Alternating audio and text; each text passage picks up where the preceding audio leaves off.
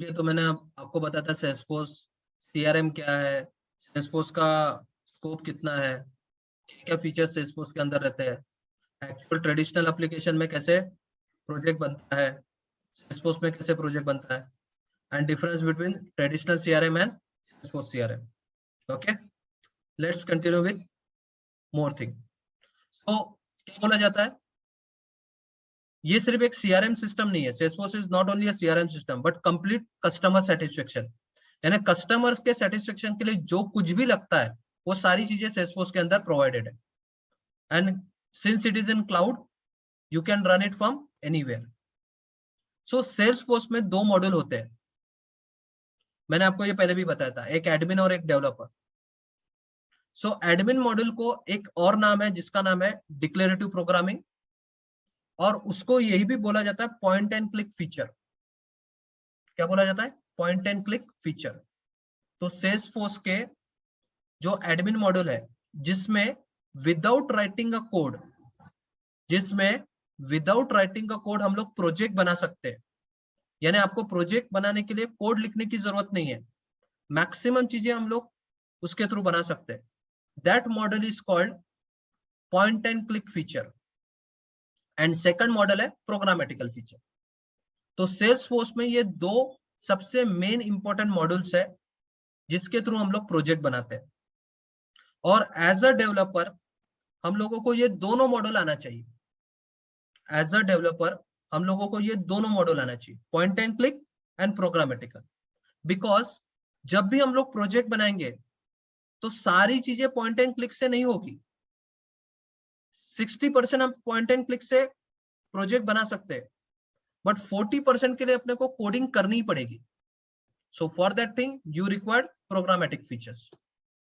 या प्रोग्रामेटिकल फीचर से सब कुछ नहीं बनता है, मैक्सिमम चीजें अपने को प्रोग्रामेटिकल पॉइंट एंड क्लिक फीचर से भी बनानी पड़ेगी. सो ये दोनों मॉड्यूल हम लोगों को बहुत अच्छे से आने चाहिए for creating projects in Salesforce. Point and click and programmatical features.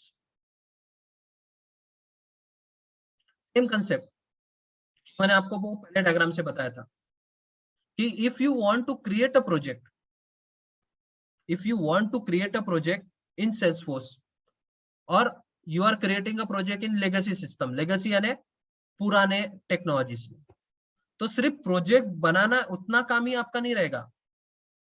After creating a project you have to think about network.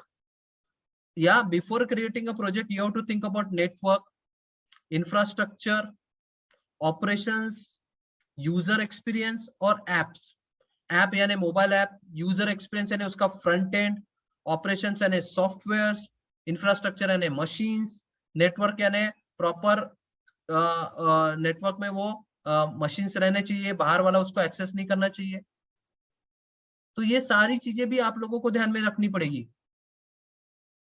But if you are going with Salesforce, if you are going with Salesforce, so आपकी ride एकदम smooth है, क्योंकि आपको ये सारी चीजें देखने की जरूरत ही नहीं है. क्योंकि ये सारी चीजों का ध्यान कौन रखेगा अपने लिए? Salesforce. So when you are creating a project, that doesn't means कि आप लोग सिर्फ कोडिंग करोगे और प्रोजेक्ट बनाओगे. ऐसा नहीं है. कोडिंग करने के बाद प्रोजेक्ट बनाने के उसमें नेटवर्क में, प्रॉपर नेटवर्क में आना चाहिए, प्रॉपर इंफ्रास्ट्रक्चर आना चाहिए, उसका ऑपरेशंस प्रॉपर होनी चाहिए, यूजर एक्सपीरियंस अच्छा दिखना चाहिए, मोबाइल ऐप में दिखना चाहिए. ये सारी चीजें भी आप ही का काम है. तो आपको प्रोजेक्ट के साथ ये भी सब कुछ करना पड़ेगा, जो कि सेल्सफोर्स में अपने को करने की जरूरत नहीं है. ये सारी चीजों का ध्यान सेल्सफोर्स खुद रखेगा. And because of this only, ठीक है, पहले के जमाने यानी अभी भी बोल रहा हूं कि अभी भी अगर मुझे एक प्रोजेक्ट मिलता है और मुझे 4 महीने का टाइम पीरियड है जिसमें मेरे को प्रोजेक्ट को कंप्लीट करना है, तो मेरा मैक्सिमम टाइम किस में जाएगा? इंफ्रास्ट्रक्चर और ऑपरेशंस में ही मैक्सिमम टाइम जाएगा मेरा. मशीन, नेटवर्क, सॉफ्टवेयर उसमें इंस्टॉल करना, इसमें ही बहुत ज्यादा टाइम जाता है. कोडिंग को बहुत कम टाइम मिलता है. यानी एप्स जो बोलते हैं ना, कोडिंग के लिए, एप्लीकेशन बनाने के लिए, वो बहुत कम टाइम मिलता है. उससे उल्टा अगर सेल्सफोर्स में देखा जाए तो सेल्सफोर्स में हम लोगों को कोडिंग के लिए ज्यादा टाइम मिलता है, बिकॉज इंफ्रास्ट्रक्चर और ऑपरेशंस हम लोगों की जिम्मेदारी नहीं होती है। इंफ्रास्ट्रक्चर और ऑपरेशन से हम लोग निकल जाते हैं, हम लोगों को वो करने की जरूरत नहीं है, इंफ्रास्ट्रक्चर और ऑपरेशंस। इसलिए कोडिंग के लिए ज्यादा टाइम लगता है, यानी ज्यादा टाइम मिलता है, सॉरी टाइम लगता नहीं है, टाइम मिलता है, ज्यादा टाइम मिलता है। ठीक है, क्लियर है क्या ये डायग्राम के थ्रू? यस ठीक सर। है, यस सर। तो कैसा होता है कि आपको वहां पे टाइम, ठीक है, प्रोजेक्ट के लिए तो टाइम कम लगेगा, बट डेवलपमेंट के लिए टाइम ज्यादा मिलता है। पहले कि इसमें 3 महीने का प्रोजेक्ट है तो 2 महीना तो ये इंफ्रास्ट्रक्चर और ऑपरेशंस में खा लेते थे, फिर वो क्या होता था, 1 महीने में उसको कोडिंग करना पड़ता था। ठीक है, 1 महीने में उसको क्या करना पड़ता, कोडिंग करना पड़ता। इसमें फायदा है अपना, सेल्सफोर्स में कोडिंग के लिए ज्यादा टाइम मिल जाता है। ठीक है, और एक कंसेप्ट किया जाता है कि वाई सेल्सफोर्स के अंदर हम लोग ये बोलते हैं कि सेल्सफोर्स के अंदर सैलरी पैकेज ज्यादा है। सो वाई वी आर सेइंग कि सैलरी पैकेज ज्यादा होता है। सिंपल कंसेप्ट है कि अगर एक प्रोजेक्ट है, ठीक है, एक प्रोजेक्ट है, ठीक है, वो मुझे क्या करना है, 4 महीने का टाइम दिया है, 4 महीने में मेरे को वो प्रोजेक्ट करना है। ठीक है, तो अगर मैं जावा में करूंगा तो मेरे को 4 महीने के लिए बिलिंग देना पड़ेगा, 4 महीने में मेरे को 10 डेवलपर उसके ऊपर काम करेंगे, तो मेरे के लिए जावा डेवलपर 4 महीने उसके ऊपर काम करेंगे, उसके हिसाब से बिलिंग होगी। बट सेल्सफोर्स के अंदर वही प्रोजेक्ट 1 महीने में बनता है ना, तो सेल्सफोर्स के अंदर जो डेवलपर रहेगा उसका बिलिंग का चार्ज क्या रहेगा, ज्यादा रहेगा ना, क्योंकि वो सेम चीज जावा का डेवलपर 4 महीने में करने वाला है और सेल्सफोर्स का डेवलपर उसी को क्या करने वाला है, 1 महीने में करने वाला है। तो 1 महीने में करेगा तो फास्टर करेगा, तो उसका चार्ज क्या रहेगा, ज्यादा रहेगा as compare to normal developers. और इसी के कारण कस्टमर को भी पे करने में कोई प्रॉब्लम नहीं जाता, क्योंकि उसका प्रोजेक्ट फास्टर बन रहा है, 4 महीने का पैसा वो 1 महीने में दे देगा, उसका प्रोजेक्ट भी बन के रेडी है। तो कस्टमर यानी जो अपनी कंपनीज है उसको सेल्सफोर्स डेवलपर के लिए ज्यादा पेमेंट मिलता है as compare to normal developers. यानी अगर नॉर्मल डेवलपर का जो चार्ज होगा वो $20 पर आवर होगा, क्योंकि पर आवर के हिसाब से चार्जिंग होती है किसी भी डेवलपर की, तो उसका $20 पर आवर होगा। तो सेल्सफोर्स के डेवलपर का चार्ज कितना रहेगा, $40 या $50 पर आवर, क्योंकि वो फास्टर प्रोजेक्ट बना के दे रहे हैं ना कस्टमर्स को कम टाइम में। अब कंपनीज को पैसा ज्यादा मिलेगा तो उसको भी पैकेजेस देने में कोई प्रॉब्लम नहीं है, बिकॉज मैक्सिमम काम तो सेल्सफोर्स करेगा, बाकी डेवलपमेंट का काम डेवलपर कर लेंगे। तो डेवलपर को ज्यादा पैसा देना ये कंपनीज को भी क्या होता है, फिजिबल होता है, बिकॉज बहुत कम टाइम में प्रोजेक्ट बन जाता है। क्लियर है क्या कंसेप्ट? Yes sir. किसी को कोई क्वेश्चन? No sir. ठीक है, अभी इस डायग्राम में आपको ये पता चलेगा कि सेल्सफोर्स के अंदर कितने टाइप्स के मॉड्यूल्स है, कौन कौन से मॉड्यूल्स है या कौन कौन से टूल्स है सेल्सफोर्स के अंदर। सेल्सफोर्स के अंदर कौन कौन से टूल्स है वो इससे पता चलेगा। सो इस डायग्राम में आपको दिया गया है मल्टी टेनेंट इंफ्रास्ट्रक्चर, ये एक टूल है सेल्सफोर्स के अंदर। मैंने आपको कल ही बताया था कि सेल्सफोर्स के अंदर एक ही एप्लीकेशन को मल्टीपल कस्टमर्स को दिया जाएगा, यानी आपको हर एक कस्टमर्स के हिसाब से अलग अलग एप्लीकेशन बनाने की जरूरत नहीं है। एक ही एप्लीकेशन आप क्या कर सकते हो, मल्टीपल कस्टमर्स को दे सकते हो।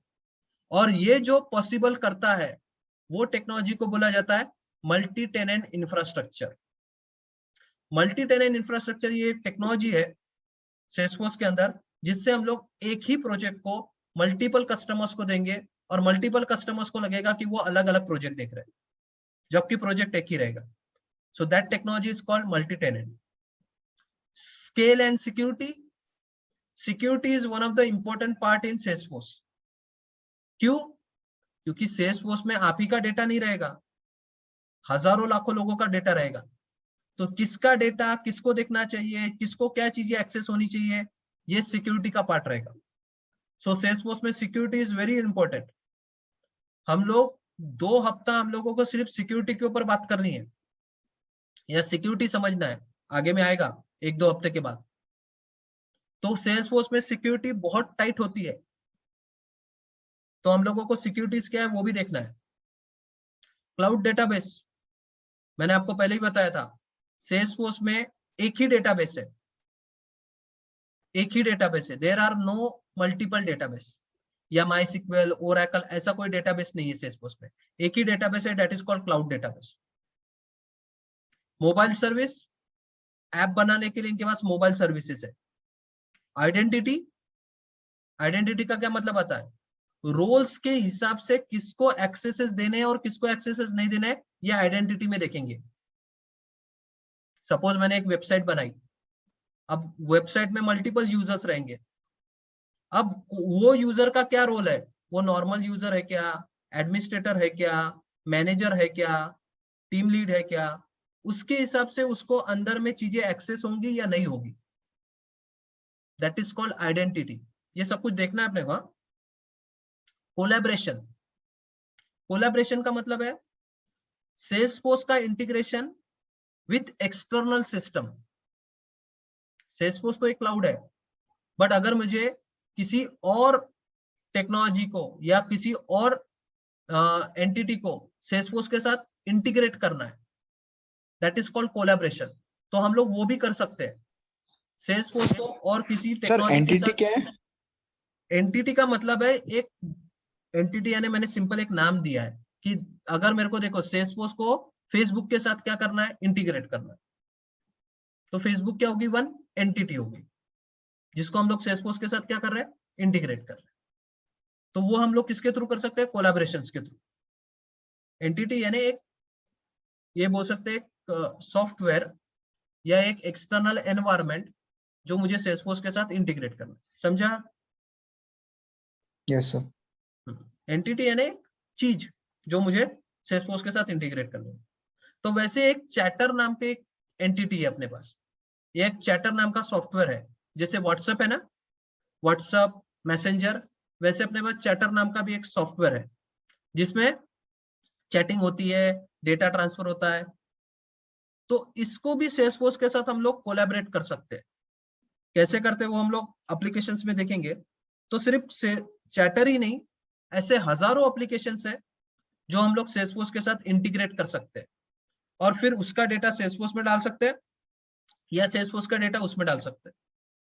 That is called collaboration. Collaboration समझते हैं ना, दो अलग अलग एंटिटी के बीच में क्या है, एक क्या है, लिंक, जिसके थ्रू दोनों के बीच में कम्युनिकेशन किया जा सकता है. That is called collaboration. तो वो भी अपने को देखना है. Point and click workflow. Point and click अभी बताया था आपको, क्या without writing a code, without writing a code हम लोग क्या कर सकते हैं, पूरा का पूरा एप्लीकेशन बना सकते हैं. That is called point and click workflow. Reports and dashboards, analytical setups कल डिस्कस किया था मैंने. क्या होता है, जब भी आप कोई एप्लीकेशन बनाओगे तो एप्लीकेशंस के अंदर क्या रहेगा, डेटा रहेगा. Graph, pie chart. ठीक है, तो वो डेटा को रिपोर्ट फॉर्मेट में डिस्प्ले करना या उसको ग्राफिकल फॉर्मेट में डिस्प्ले करना, that is called reports and dashboards. और किसी भी एप्लीकेशन में, किसी भी एप्लीकेशन में आपको ये लगेगा ही लगेगा कि आपको आपका प्रोजेक्ट में जब भी जो भी कुछ होता है, आपके प्रोजेक्ट में जो भी डेटा जनरेट होगा, वो डेटा जो जनरेट होगा उसका आपको रिपोर्ट बनाने को बोलेंगे या उसको डैशबोर्ड फॉर्मेट में डिस्प्ले करने को बोलेंगे. रिपोर्ट बनाने को बोलेंगे या उसको आप डैशबोर्ड फॉर्मेट में क्या करेंगे, डिस्प्ले करने को बोलेंगे. So that is called reports and dashboards. तो वो भी इसके अंदर एक टूल है जिसके कारण, जिसका यूज करके हम लोग रिपोर्ट्स और डैशबोर्ड इजीली बना सकेंगे. APIs, APIs application programming interfaces बोला जाता है, जिसके थ्रू हम लोग सेल्सफोर्स का कोड, ठीक है, जावा में इंटीग्रेट कर सकते हैं या जावा का कोड सेल्सफोर्स में इंटीग्रेट कर सकते हैं। अब ये क्या होता है और डिटेल में अपने को जब हम लोग इंटीग्रेशंस करेंगे तब आपको पता चलेगा। एपीआई का मतलब होता है, देखो, एप्लीकेशन प्रोग्रामिंग इंटरफेस।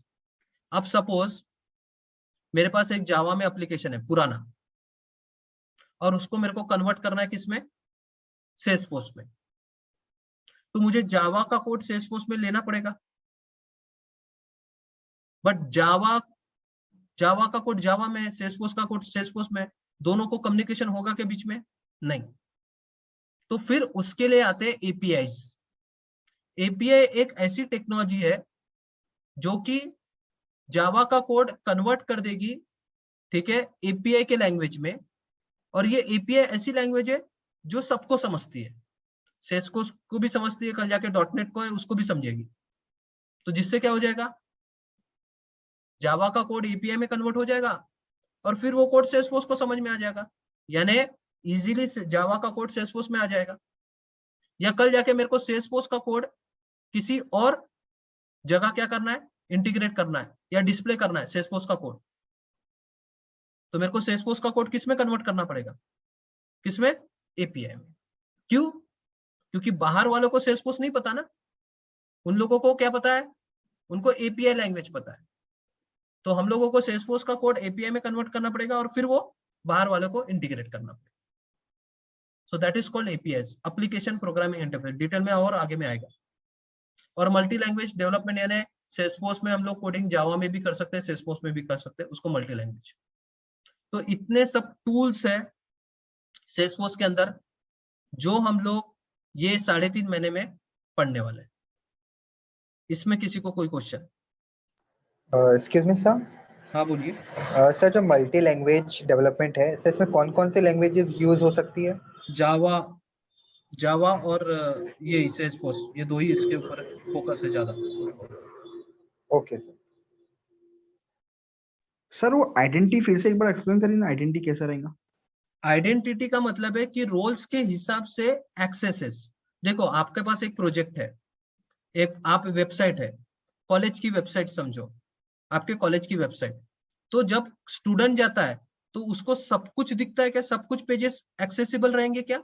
नहीं, उसको उसके काम के पेजेस एक्सेसिबल रहेंगे। अब अगर आपके इसमें अकाउंटेंट जाता है तो अकाउंटेंट वालों को सिर्फ अकाउंट के पेजेस एक्सेसिबल रहेंगे।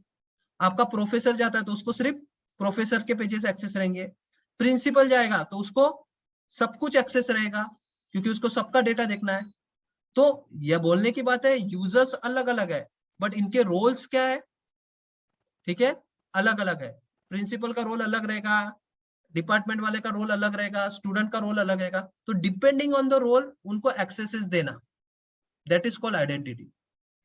रोल के हिसाब से एक्सेसेस। कोई भी वेबसाइट जब बनती है तो सभी को सभी एक्सेस नहीं दिए जाते। सभी पेजेस के अंदर में जितने भी पेजेस रहेंगे, पेजेस समझता है ना, जो दिखते हैं अपने को, पेज एक पेज, फिर क्लिक लिंक करने का दूसरा पेज या तीसरा पेज, ऐसा जो दिखता है, तो हर एक पेज का सभी को एक्सेस नहीं रहेगा। डिपेंडिंग ऑन द रोल उनके एक्सेस चेंज होंगे, यानी बढ़ेंगे या कम होंगे। That is called identity. अभी समझा? Yes sir.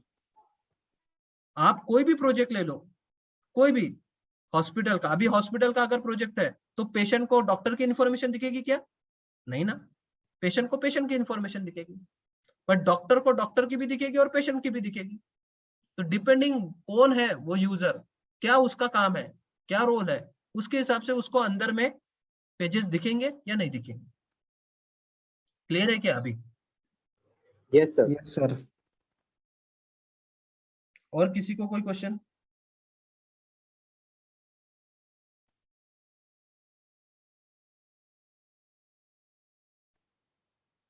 ये सभी टूल्स के ऊपर, ये टूल्स हम लोगों को एक एक करके पूरा देखना है।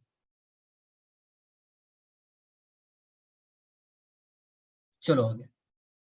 अब वो मल्टी टेनेंट जो बोला था, वो टेक्नोलॉजी ऐसी चलती है, डेटाबेस एक ही रहेगा, all data is store in a single database. तो डेटाबेस एक ही रहेगा, ठीक है, डेटाबेस एक ही रहेगा। एप्लीकेशन भी एक ही रहेगा, but customers can be multiple, customers can be multiple, that is called multi tenant application. तो मल्टी टेनेंट एप्लीकेशन में क्या होता है कि एप्लीकेशन एक ही, डेटाबेस भी एक ही, एप्लीकेशन भी एक ही, डेटाबेस भी एक ही, ठीक है, ठीक है, एप्लीकेशन भी एक ही, डेटाबेस भी एक ही, बट कस्टमर्स क्या रहेंगे, मल्टीपल रहेंगे। तो हर एक कस्टमर को लगेगा कि वो अलग अलग अपनी अपनी एप्लीकेशन देख रहा है, बट सबके एप्लीकेशन एक ही जगह स्टोर रहेंगे, एक ही जगह ने एक ही एप्लीकेशन रहेगा, बट लोगों को लगेंगे कि वो अलग अलग एप्लीकेशन देख रहे हैं। That is called multi tenant technology. देखना है इसको पूरा डिटेल में आगे में। और इसका फायदा क्या है, जो भी डेवलपर है वो कंट्रोलेबल फॉर्मेट में रहेगा, यानी वो इजीली कंट्रोल कर सकेगा सब कुछ। कल जाके कोई नई चीज उसको अपडेट करनी है या नया कोई फीचर डालना है, तो उसको एक ही जगह डालना है, अलग अलग जगह नहीं डालना है, उसको एक ही जगह डालना है। तो वो एक ही जगह डालेगा और बाकी के लोगों को मिल जाएगा उसको, यानी 10 एप्लीकेशन में उसको अपडेट करने की जरूरत नहीं है, या 10 एप्लीकेशन में उसको नए फीचर डालने की जरूरत नहीं है। डेवलपर के लिए बहुत इजी हो जाता है, क्योंकि एप्लीकेशन एक ही रहेगी और कस्टमर को लगेगा कि वो अलग अलग देख रहे हैं। क्लियर है क्या मल्टी टेनेंट? Yes sir. और मल्टी टेनेंट का एक फायदा है कि इसमें अलग अलग डेटाबेस भी नहीं रहेंगे, इसमें अलग अलग डेटाबेस भी नहीं रहेंगे, एक ही डेटाबेस रहेगा, यानी सब कुछ एक ही जगह। 10 कस्टमर भी है तो भी डेटा एक ही जगह, ठीक है। सो एप्लीकेशन भी एक, डेटाबेस भी एक। अब आप बोलोगे एक ही डेटाबेस में सब कुछ स्टोर है, तो फिर इनको कैसे पता चलेगा कि किसको क्या दिखाना है, क्योंकि तो कस्टमर तो अलग अलग है ना, और हर एक कस्टमर के हिसाब से उसका रिक्वायरमेंट अलग रहेगा। तो कौन से कस्टमर को क्या चीजें दिखाना है, कौन से कस्टमर को क्या चीजें नहीं दिखाना है, क्योंकि डेटाबेस तो एक ही है। तो उसके लिए इनके पास और एक टेक्नोलॉजी है जिसका नाम है मेटाडेटा। नाम याद रखो सिर्फ, मेटाडेटा। ये टेक्नोलॉजी के थ्रू एक ही डेटाबेस के अंदर से, मेटाडेटा ये टेक्नोलॉजी के थ्रू एक ही डेटाबेस के अंदर से हम लोग क्या कर सकते हैं, according to user, according to customer, उसको जो एक्सेस है वही एक्सेस मिलेंगे, दूसरे एक्सेस नहीं मिलेंगे। और ये कौन देखता है, मेटा डेटा। तो मल्टी टेनेंट एनवायरनमेंट में दो टेक्नोलॉजी है, एक तो मल्टी टेनेंट और दूसरी कौन सी है, मेटा डेटा। तो ये दो टेक्नोलॉजी नाम याद रखो, क्योंकि आगे में ये सबका काम है अपने को। अभी तो अपन थ्योरेटिकल पढ़ रहे हैं, बट इसका काम आपको आगे में रहेगा ही। सो मेटा डेटा ये एक टेक्नोलॉजी है जो डेटाबेस के ऊपर लगती है। किसके ऊपर लगती है, डेटा बेस के ऊपर। और ये टेक्नोलॉजी के थ्रू क्या होता है, प्रॉपर जो यूजर है और जैसा लिखा गया है कि इस यूजर को यही चीजें एक्सेस होनी चाहिए, तो डेटाबेस से वही चीजें उसको एक्सेसिबल रहेगी, दूसरी चीजें उसको एक्सेसिबल नहीं रहेगी। सो मेटा डेटा और मल्टी टेनेंट के थ्रू एक ही डेटाबेस, एक ही एप्लीकेशन होने के बावजूद भी मल्टीपल कस्टमर्स को लगता है कि वो अलग अलग एप्लीकेशन देख रहे हैं। क्लियर है क्या metadata and multi tenant? Yes sir. Yes sir.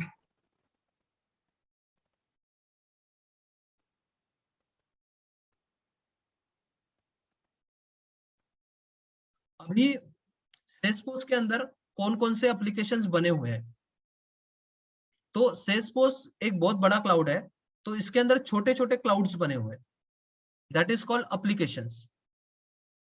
सो अगर डिपेंडिंग ऑन कस्टमर नीड्स,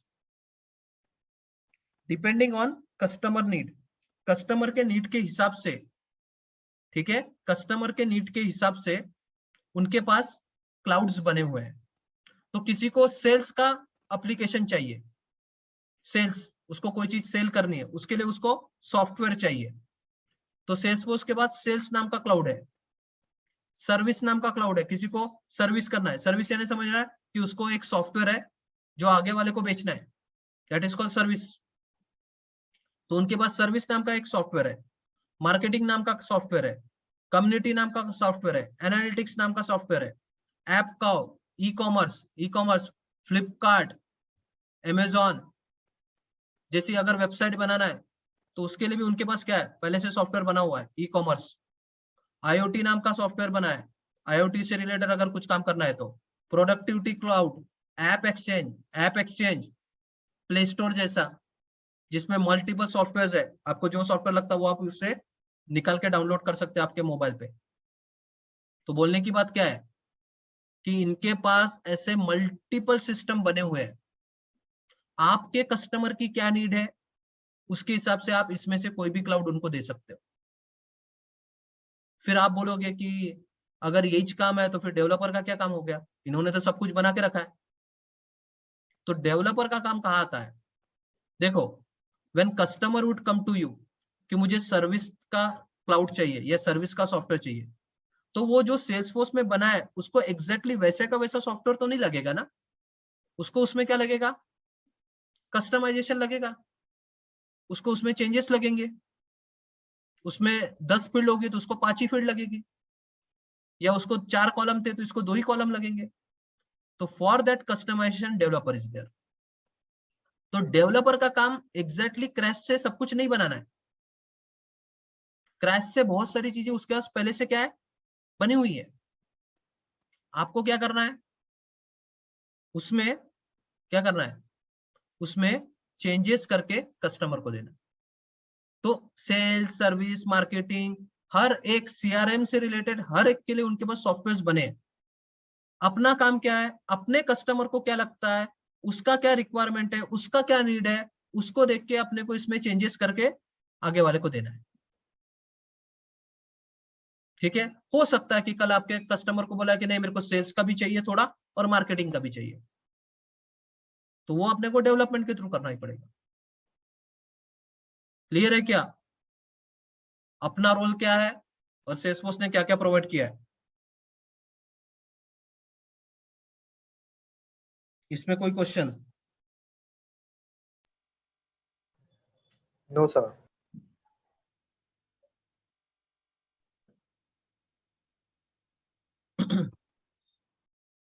ये इसका कोई इतना काम नहीं है, ये पीपीटी इंपॉर्टेंट है। अगर आप एक्चुअल वर्किंग में जाओ, एक्चुअल प्रोजेक्ट का वर्किंग देखो, तो आपको 3 पॉइंट्स के ऊपर बहुत ज्यादा फोकस करना पड़ता है। What are the 3 points? एक तो इंफ्रास्ट्रक्चर, दूसरा है नेटवर्क और तीसरा है एप्लीकेशन। तो ये 3 के अंदर क्या क्या चीजें आती है, जैसे इंफ्रास्ट्रक्चर बोला तो मशीन, तो सिर्फ मशीन नहीं रहता इंफ्रास्ट्रक्चर, इंफ्रास्ट्रक्चर के अंदर और बहुत सारी चीजें हैं जो आप लोगों को ध्यान में रखनी पड़ती। सो सबसे पहला इंफ्रास्ट्रक्चर में पॉइंट आता है secure data connection centres. Secure data centres क्या मतलब आता है, देखो आपने एक प्रोजेक्ट बनाया, वेबसाइट बनाई, अब वो वेबसाइट बहुत चल रही है, तो आप क्या, तो आप जब वो वेबसाइट बनाओगे तो उसको डेटा तो कहीं ना कहीं स्टोर रहेगा ना।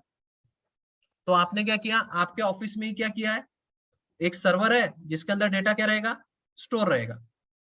अब वो वेबसाइट बहुत ज्यादा चल रही है तो वो वेबसाइट के अंदर लोग आएंगे और आप उसका डेटा क्या करोगे, मशीन के अंदर स्टोर करते रहो, मशीन है ना, डेटाबेस के अंदर स्टोर करोगे। कल जाके वो बिल्डिंग क्रैश हो गई या वहां पे कुछ नेचुरल कैलेमिटीज आ गई, जल गई, क्या होगा, पूरा डेटा क्या हो जाएगा, खत्म हो जाएगा। यानी आपका डेटा सिक्योर है क्या, नहीं है। इसलिए क्लाउड क्या करता है, कोई भी क्लाउड, जब भी हम लोग उसमें डेटा स्टोर करते हैं तो वो अपने 3 डेटा सेंटर के अंदर डेटा को रेप्लिकेट करता है। तो उसका क्या मतलब है कि अगर हम लोग सेल्सफोर्स क्लाउड को देखें तो इनके बहुत मल्टीपल क्या है, इनके पास डेटा सेंटर्स है। अब ये डेटा सेंटर्स यानी क्या रहता है, बड़े बड़े बिल्डिंग्स जिनके अंदर बड़े बड़े सर्वर्स है, जिसके अंदर डेटा क्या करते हैं ये लोग, स्टोर करते हैं, उनको बोलते हैं डेटा सेंटर्स। सो हर एक कंट्री में इनके पास क्या है,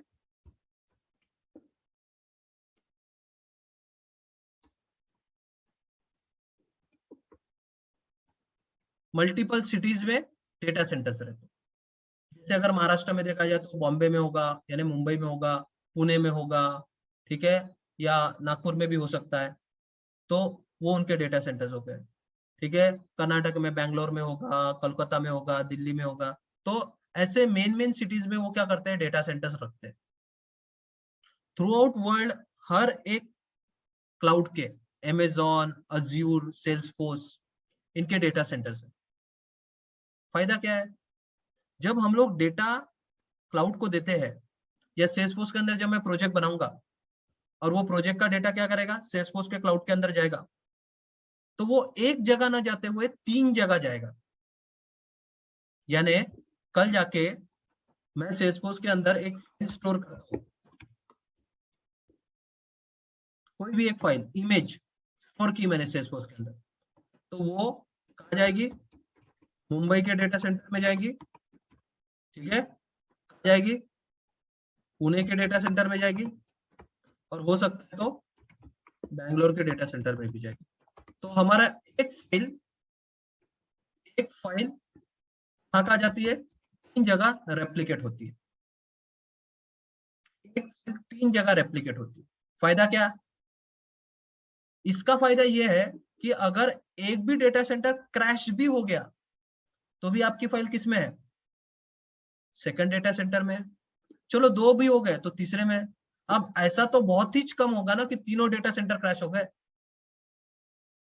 इसलिए आपका डेटा बहुत सिक्योर रहता है क्लाउड के अंदर। अगर मैं यही चीज आपको बोलूं कि आपके प्रोजेक्ट के लिए करो, तो आप क्या सही में एक प्रोजेक्ट के लिए 4-5 डेटा सेंटर बनाओगे क्या, नहीं बनाओगे ना, क्योंकि उतनी तो कॉस्ट आपकी प्रोजेक्ट की भी नहीं रहेगी। इसलिए प्रोजेक्ट को क्लाउड में डालना जरूरी है, क्योंकि क्लाउड आपको क्या करता है, ये फैसिलिटी देता है, किसकी, सिक्योर डेटा सेंटर्स। समझा क्या सिक्योर डेटा सेंटर्स क्या होता है? Yes sir. Yes sir. Clear है क्या सभी को? डेटा सेंटर्स का काम क्या रहता है? Yes sir. यानी जब हम लोग एग्जैक्टली क्लाउड के अंदर डेटा डालते हैं तो वो एक जगह ना जाते हुए 3 जगह रेप्लिकेट होता है, जिससे डिजास्टर रिकवरी, डिजास्टर यानी कल जाके कोई क्रैश भी हो गया तो भी रिकवरी होगा। रेप्लिकेशन होता है, रेप्लिकेशन यानी मैं एक फाइल डालूंगा बट वो रेप्लिकेट होगी इधर में भी, मुंबई में भी, पुणे में भी और बैंगलोर में, उसको रेप्लिकेशन बोलते हैं। तो ये सारी चीजें भी हम लोग इंफ्रास्ट्रक्चर में करते हैं। तो इंफ्रास्ट्रक्चर सिर्फ मशीन बनाना नहीं होता, इंफ्रास्ट्रक्चर का मतलब है ये भी सारी चीजें देखने का कि वो डेटा सेंटर्स कहाँ है और वो डेटा सेंटर्स को कैसे एक्सेस करना चाहिए, यानी अपना डेटा कैसे जाएगा उसके अंदर। मैन्युअली हम लोग इतने सारी चीजें नहीं कर सकते, इसलिए क्लाउड को देना है। इसलिए जब हम लोग कोई भी डेटा सेल्सफोर्स के अंदर ऐड करते हैं तो उसकी प्रोबेबिलिटी कि वो क्रैश नहीं होगा इतने परसेंट रहती है, 99.99, इतने परसेंट की प्रोबेबिलिटी देता है वो कि आपका डेटा क्रैश नहीं होगा करके। क्यों? क्योंकि वो मल्टीपल डेटा सेंटर्स में डेटा डालता है। इसलिए क्लाउड में अगर आप डेटा डालते हो तो वो गारंटी रहती है कि वो कभी क्रैश नहीं होगा।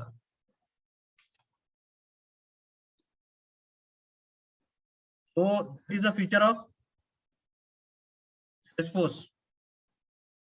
तो क्या क्या रहेगा, secure data centre, backup and disaster recovery, यानी बैकअप रखेगा वो आपके डेटा को, अगर कहीं डिजास्टर होगी तो उससे रिकवरी भी करवाएगा, रेप्लिकेशंस भी करवाएगा। थर्ड पार्टी सर्टिफिकेशन यानी अगर कोई थर्ड पार्टी है यानी एक्सटर्नल सोर्स है जिसको आपका डेटा लगता होगा तो उसको सर्टिफिकेट जनरेट करनी पड़ेगी पहले, तभी जाके वो आपका डेटा एक्सेस कर पाएगा। यानी किसी को भी कोई भी डेटा एक्सेसिबल नहीं रहेगा। जब भी किसी और को आपका डेटा एक्सेसिबल चाहिए तो उसके लिए आपको सर्टिफिकेट्स जनरेट करनी पड़ती है।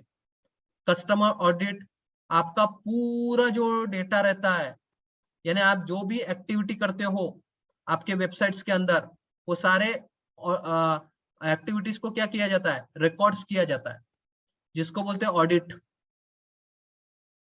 ऑडिट यानी कल जाके गवर्नमेंट या एक्सटर्नल सोर्स आपके वेबसाइट को ऑडिट करे तो आपके पास वो डेटा होना चाहिए। देखो फेसबुक, गूगल, ऐसे बड़े बड़े एप्लीकेशन या छोटे छोटे एप्लीकेशन में भी ऑडिट होता है। ऑडिट आपको सबको पता है। ऑडिट यानी क्या होता है, चेकिंग कि आपके वेबसाइट्स में क्या क्या चल रहा है करके। बड़े बड़े बैंक्स है, उनके भी ऑडिट्स होते हैं कि वो बैंक्स में ऑनलाइन इसमें कितने ट्रांजेक्शन हुए, कितने ट्रांजेक्शन नहीं हुए, किसने क्या किया, इसका ऑडिट। तो ऑडिट के लिए तो डेटा लगेगा ना। तो ये इंफ्रास्ट्रक्चर्स में क्लाउड क्या करता है, ऑडिट के लिए डेटा भी स्टोर करता है, वो भी अपने को करने की जरूरत नहीं। नेटवर्क अगर पार्ट देखा जाए तो नेटवर्किंग पार्ट में नेटवर्क क्या होता है, एक मशीन दूसरे मशीन से क्या रहती है, कनेक्टेड रहती है, या एक बंच ऑफ मशीन का क्या रहता है, ग्रुप रहता है। ठीक है, अगर मैं बोलूं इसको तो एक मशीन है मशीन 1, मशीन 1,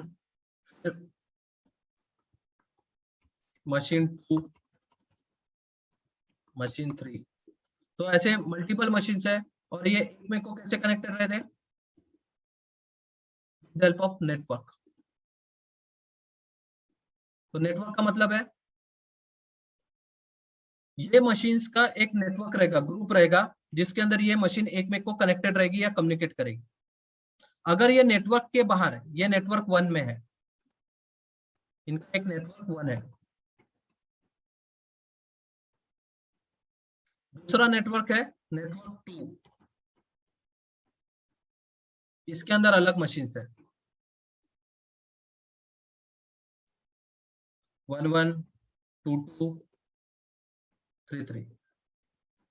बोलने की बात क्या है, ये नेटवर्क की मशीन नेटवर्क 1 के मशीन्स को एक्सेसिबल नहीं रहेगी, यानी बाहर वाले लोग आपके अंदर के मशीन्स को एक्सेस नहीं कर गए क्योंकि आप एक अलग नेटवर्क में हो।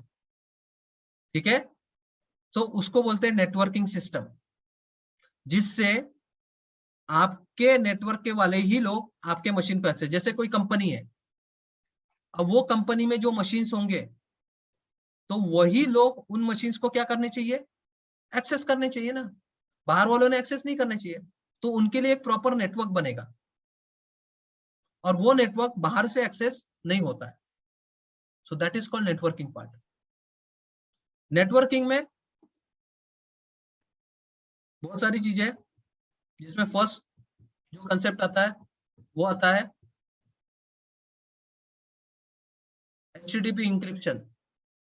HTTPS क्या होता है, बता सकता है कोई?